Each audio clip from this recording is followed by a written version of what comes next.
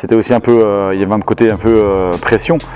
Jouer 3 matchs à domicile, on sait qu'il fallait éviter de perdre à la maison, donc on commençait par tout de suite des matchs importants et les prendre, c'était important.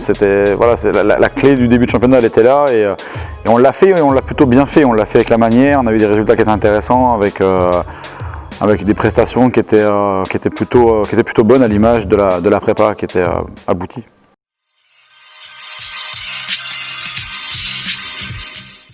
Bon, déjà le choix de laisser partir Kim, c'était pas quelque chose qui était prévu.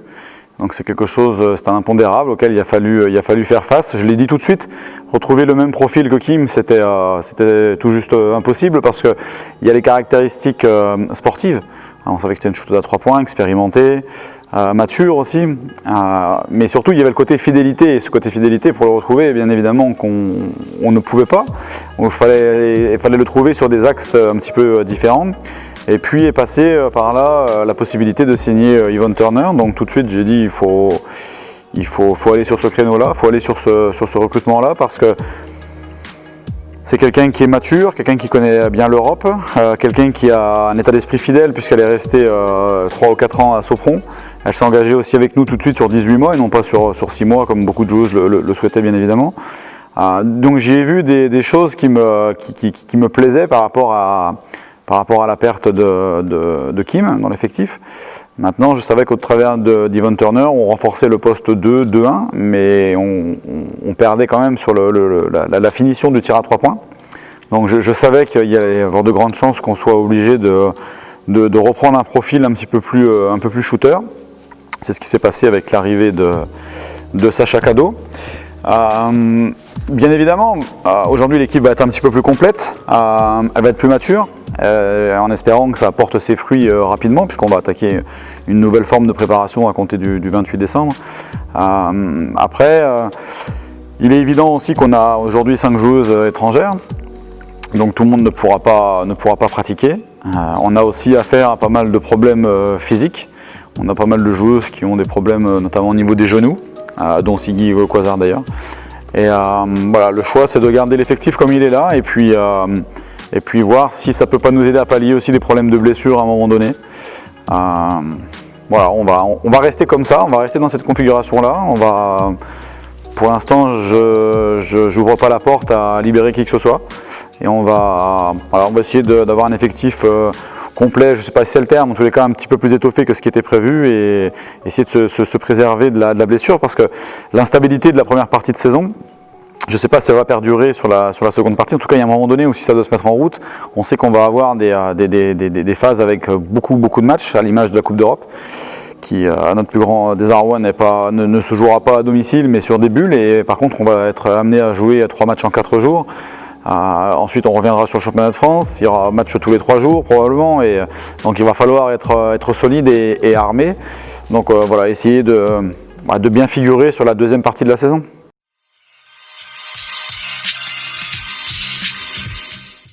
Depuis le départ, il y a eu la phase de prépa jusqu'au break international où l'équipe avait un visage. Pour moi, elle grandissait chaque semaine, elle progressait. On arrivait à trouver des formes d'évolution. Et puis, il y a eu l'après-break international. Et on a eu du mal à relancer. J'ai trouvé les gens beaucoup plus fatigués, beaucoup plus impactés. Non pas que celles qui sont parties, j'ai trouvé l'ensemble de l'équipe, alors je ne sais pas si c'est le cas dans tous les clubs, en tout cas j'ai trouvé que chez nous on a eu du mal à se remettre dans le rythme, à retrouver notre niveau d'efficacité, à retrouver notre niveau d'engagement à l'entraînement, notre faculté à évoluer collectivement. J'ai trouvé qu'on était resté sur nos acquis après le break et à l'image de la défaite à La Roche, avec tout le respect que je dois à La Roche, qu'elles ont vraiment fait un super match et qu'elles ont une très bonne équipe à mon sens, mais j'ai trouvé qu'on était on régressait quoi, limite nos acquis ne nous permettaient plus de développer le même basket. On était trop orienté sur l'attaque et plus du tout concentré sur les fondamentaux défensifs. C'est ce qui était l'essence même de la construction de l'équipe à la base, dans sa cohésion. Donc voilà, le seul point négatif pour moi c'est ça a été l'après-break, je ne l'ai pas vu venir. Et j'ai envie de dire qu'il était temps que ça s'arrête parce que je ne sais pas où on allait, je ne sais pas si on aurait réussi à redresser un petit peu la barre, mais voilà, après le break j'ai eu des joueuses et des joueuses cadres d'ailleurs aussi qui ont été, que j'ai trouvé très fatiguées et qui ont eu du mal à et qui ont eu du mal à être aussi impactantes et à amener autant d'énergie dans l'aspect humain aussi. Voilà, après j'en veux bien évidemment à personne, mais c'est un constat de fait et voilà, j'espère qu'on va revenir en étant frais, avec de la fraîcheur mentale et puis physique pour essayer de retrouver vite le niveau qu'on avait sur nos deux premiers mois et demi.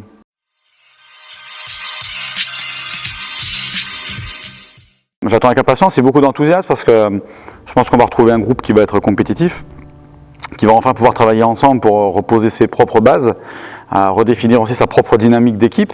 Je pense que ça va être important. On va avoir voilà, deux nouvelles joueuses qui vont nous amener des choses, des domaines de compétences distincts mais très importants et très intéressants. Donc je pense que l'équipe va être dans l'enthousiasme. Je crois qu'il était temps que 2020 se termine et qu'on recommence 2021. Je ne suis pas dupe, je sais qu'on aura encore des contraintes au niveau de l'instabilité. J'espère que cette fois elles seront mieux maîtrisées. Voilà, c'est avec tout ce qui est complexe, on le voit aujourd'hui, où les championnats sont modifiés, on ne sait pas si on va jusqu'à quand on va jouer, si on va jouer les playoffs. Je pense que c'est aussi difficile pour les instances fédérales parce qu'on ne sait pas de quoi va être fait le calendrier. Est-ce qu'on va pouvoir jouer tous les 3 jours?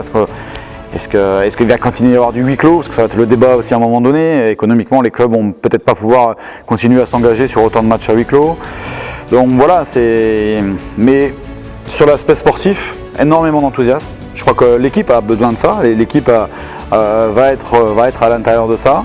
Voilà, je me prépare parce qu'aujourd'hui, j'ai été absent de quelques séances par délégation. Et aujourd'hui, je suis vraiment déterminé à reprendre un petit peu plus les choses. Et voilà, je crois qu'on a quelque chose de bien à faire sur la deuxième partie de saison. Et on va tout mettre en œuvre pour y arriver.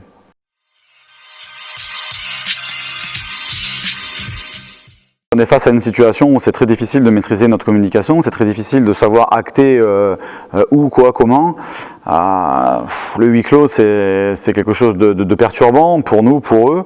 Voilà, après on a hâte. On a hâte de se retrouver, on a hâte de travailler aussi pour eux, de travailler pour partager des moments aussi avec eux. Aujourd'hui, le sport de haut niveau, sa première caractéristique, c'est le côté événementiel. Sans ces acteurs économiques, le sport n'existe pas. Donc travailler seul dans notre salle la semaine et jouer seul dans notre salle les week-ends, ça n'a pas forcément, ça n'a aucun sens. Le mot il est là. Donc voilà, de l'indulgence et puis de la patience. Bon, c'est facile à dire, pour eux c'est peut-être plus difficile à imager, mais on pense à eux.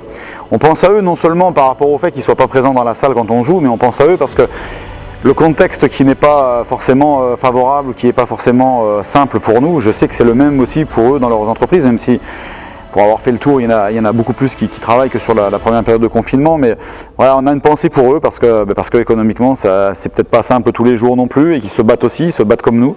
Et j'espère que quand on va se retrouver, qu'on aura tous réussi à vaincre un petit peu notre contexte chacun et qu'on pourra se retrouver main dans la main et continuer à élaborer les projets et à continuer à développer le projet sportif. Pas tant pour nos intérêts, mais plus pour le développement de notre département et la fierté qu'on représente à lieu égard de nos partenaires, de nos abonnés, de nos fans, tous les gens qui nous suivent, les collectivités.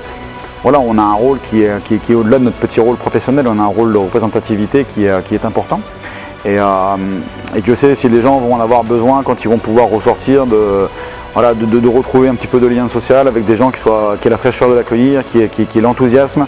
Et c'est là où il ne faudra pas être plongé dans nos simples résultats, quoi. Il va falloir être dans cette dynamique humaine.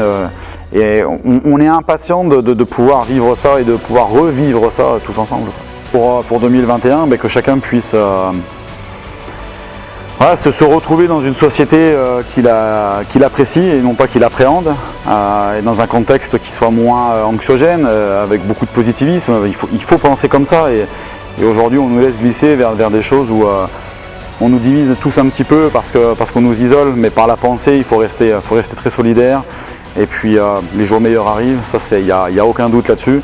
Et il y a toujours pire, et voilà, faut faire face, il faut que chacun se mobilise pour nettoyer le contexte dans lequel il est actuellement. Et quand on va pouvoir tous se retrouver, on va dépasser des limites qu'on n'a jamais atteintes.